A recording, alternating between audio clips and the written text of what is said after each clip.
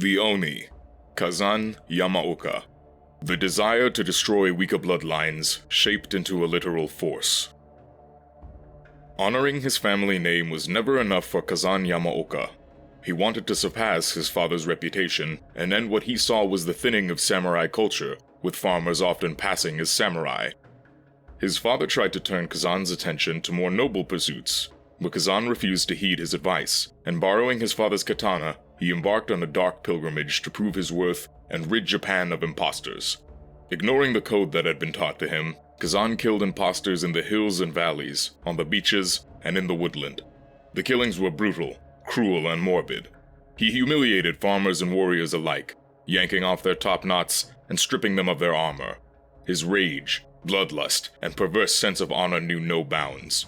Monks believed he was possessed by something dark and otherworldly, and cursed him, while a noble lord began calling him Oni Yamaoka, the rageful samurai, an insult both to Kazan and his family. Determined to redeem his family name, Kazan now butchered anyone who dared call him Oni Yamaoka. The insult confused him. He had defeated the best, and he had purified the samurai class by ridding the land of imposters. How could anyone refer to him as an ogre? Had it been because he had marched onto a battlefield to cut down the fiercest warriors? Had it been because he had taken a kanabo and dashed hundreds of skulls with it?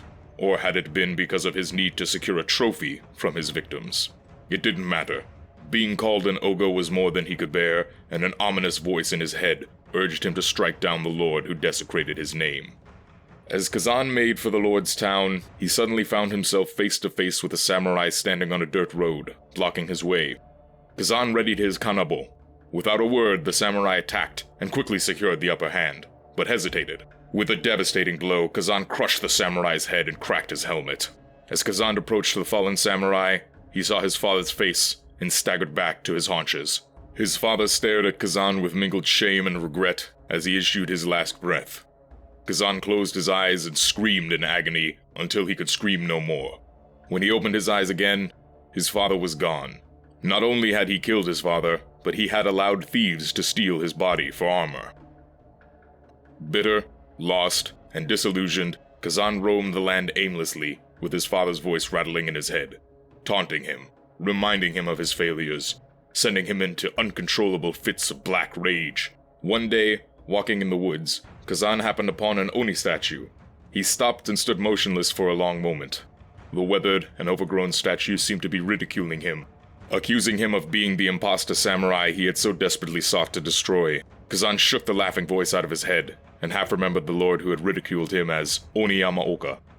With renewed anger, Kazan journeyed to a town high up in the snowy mountains where the lord resided. A dozen samurai met Kazan at the gates of the town. A dozen samurai fell to his kanabo. His speed and strength were unmatched. His rage was incomprehensible. Covered in blood and gore, Kazan battled through the town and soon found the lord hiding in a villa. He dragged him out of a cabinet, sliced his tendons to immobilize him, and watched him beg and squirm like a dog. Without hesitation, he thrust his fist into the lord's mouth and yanked out the wicked tongue that had desecrated his name. Satisfied, Kazan exited the villa to find himself surrounded by dozens of farmers wielding rusted scythes, sharp pitchforks, and heavy clubs. He survived the first few assaults, but there were too many attackers coming from every direction. Within moments, Kazan was on the ground, staring at a cold, indifferent, darkening sky as farmers took turns stabbing and torturing the Oni that had butchered their beloved lord. The frenzied mob dragged Kazan into a small stone mill to continue the torture and finally let him die a slow, agonizing death. When they returned, the mill was filled with a strange black fog, and Kazan's body and the kanabo were nowhere to be found. It was the beginning of a dark legend about a rageful Oni haunting the town. When all else spills out, cling only to your honor. Renjiro Doctrine, 1412.